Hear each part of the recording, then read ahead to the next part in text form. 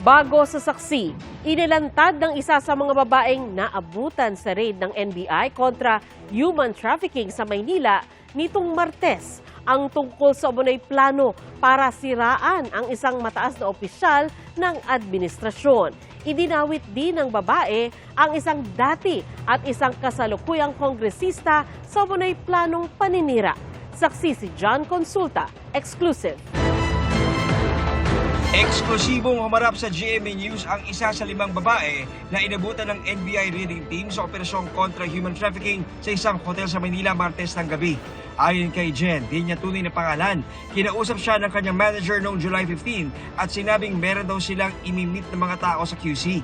Pero bago sila humarap, nagkaroon daw muna sila ng briefing kasama ang 4 pang babae sa loob ng sasakyan ng kanilang manager. Sabi niya, kailangan namin magawa ng kwento dun sa tao. Sabi niya, much better expunge the story kasi daw ng convincing ang ano is 500,000.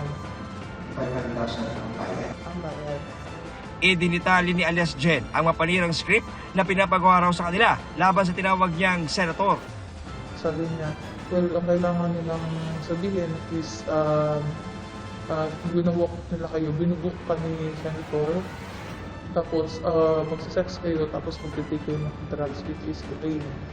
And expunge the story, make it realistic. Kasi 500,000.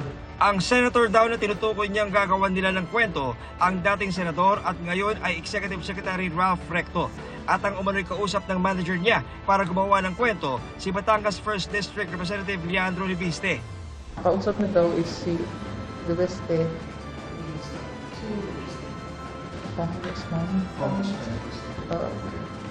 Tapos, ang sisiraan daw naman is si Ralph Recto. Ayon kay alias Jen, may kinalaman sa darating na local elections ang gagawing paninira kay Recto. Si Recto at Libiste ay kapwa taga Batangas. Pumunta raw sila sa isang restaurant kung saan naghihintay ang 3 lalaki. Kasama daw ang isang ipinakilalang Congressman Paras. Pumunta na kami dun sa event, kinita na po namin si Congressman Palas. Siya na pakilala sa iyo. Ito yung manager ko po. Hindi ko po kasi sila kilala lahat eh. Yung congressman, which is nandito po siya sa site namin. Kasi nandun sa unahan is yung attorney daw. Tapos yung isa, wala lang daw siya na nakasalamin. Kinilala niya ang tinutukoy daw niyang bilang si dating kongresistang Jing Paras. Tinuturuan daw sila kung anong sasabihin sa kanilang gagawing statement. Nagsasuggest siya na dapat, what if pwede ko yung sabihin?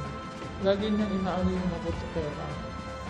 Na siguro pwede natin gawin is para magamit natin sa kanya is ginagamit ko yung pera ng bayan.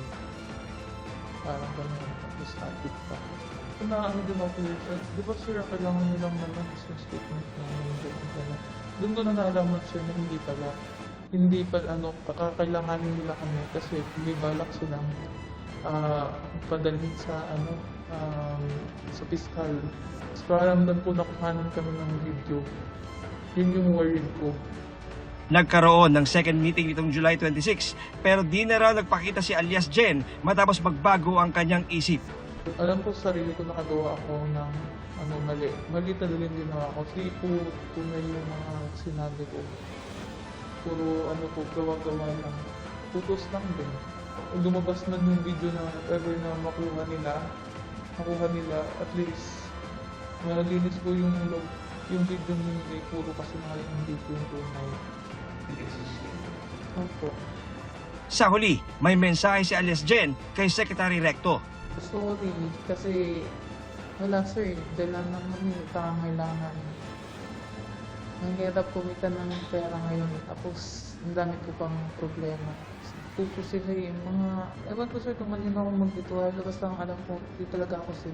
Hinihingan pa namin ng pahayag si Recto. Sinusubukan pa rin namin makuha ang panig ni na Congressman Leandro Libiste at dating Congressman Jing Paras.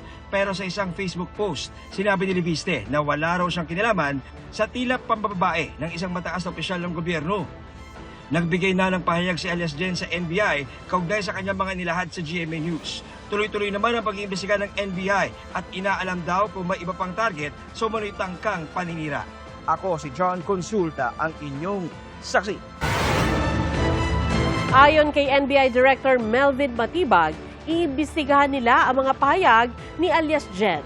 Tugon naman ni Executive Secretary Ralph Recto sa GMA News, NBI na ang bahalang mag-imbestiga rito. Ang sagot naman ni Congressman Leandro Leviste, nang hingan siya ng pahayag ng GMA News, kunin muna ang komento ni Secretary Recto kaugnay ng issue. Sinisikap pa rin naming makuha ang panig ng dating kongresistang si Jing Paras.